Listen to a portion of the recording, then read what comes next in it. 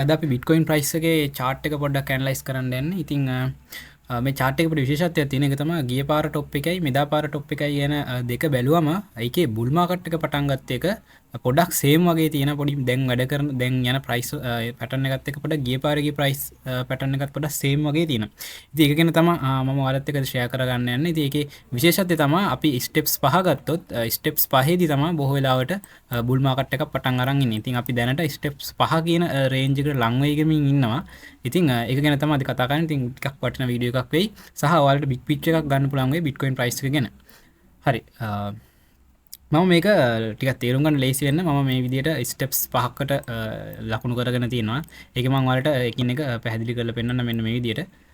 මෙන්න මේ විදිහට තමයි මම පළවෙනි ස්ටෙප්ස් එක එහෙම නැත්නම් 0 විදිහට මම දාගත්තේ. ඒක තමයි ලොකු බුල් මාකට් එකක් යනවා. ඊට පස්සේ ආයෙ පොඩි ෂෝට් ටර්ම් බෙයා මාකට් එකකට ගිහිල්ලා ආයෙත් ඒ ටොප් එක ටච් කරලා පොඩි ට්‍රැප් එකක් දාලා මාකට් එක ඩවුන් වෙනවා. ඒතකොට ඒ ස්ටෙප් දෙකේදී. ඉතින් මේකත් ඒ විදිහම බෙයා මාකට් එකක් ගිහිල්ලා ආයෙත් උඩට ගිහිල්ලා පොඩි ට්‍රැප් එකක් දාලා මාකට් එක ආයෙ ඩම්ප් වෙලා තිනවා. හරිද? ඊට පස්සේ ස්ටෙප් 3 එක බලන්න හොඳටම. ස්ටෙප් 3 එකෙත් මේ ටොප් එක අල්ලලා මාකට් එක පල්ලෙහාට ආවට පස්සේ ආයෙත් පොඩි බුල් රැලි එකක් ගිහිල්ලා තිනවා. මේ බලන්න මෙතනත් බුල් රැලි එකක් ගියා. ගිහිල්ලා ඊට පස්සේ මාකට් එක ඇත්තටම ස්ටෙප්ස් 4න් පස්සේ මේ ඩවුන් වෙලා තියෙනවා. හරිද?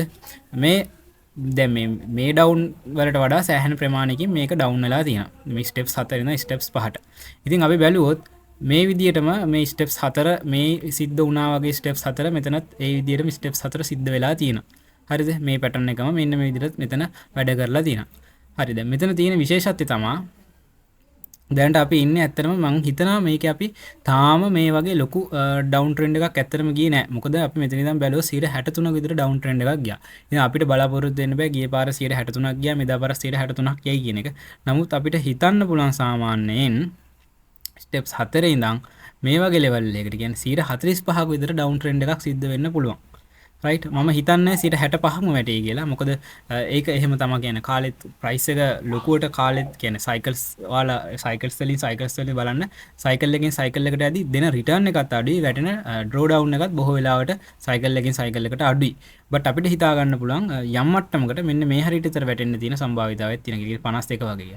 එහෙම වුණොත් බොහෝ වෙලාවට ලොකු ප්‍රොබබිලිටි එකක් තියෙනවා මේ 53000 54000 කියන රේන්ජ් වලින් මාකට් එක බුල් මාකට් එකකට හැදිලා නැති එක කවද වෙයිද කොච්චර කාල සීමාවක් යයිද කියන්නේ අපි ඇත්තටම දන්නේ නැහැ. ඒක තමයි කාරණාව. එතකොට මේ කිසිම දෙයක් ෆයිනෑන්ෂල් ඇඩ්වයිස් නෙමෙයි මේ ඔක්කොම ඉගෙන ගන්න මගේ පර්සනල් රිවිව් එක තමයි මම ඔයාලත් එක්ක ෂෙයා කරගන්නේ. හරි. එතකොට දැනට මේ මම ඔයාලට කිව්වේ ලොන්ග් ටර්ම් පිච් එක.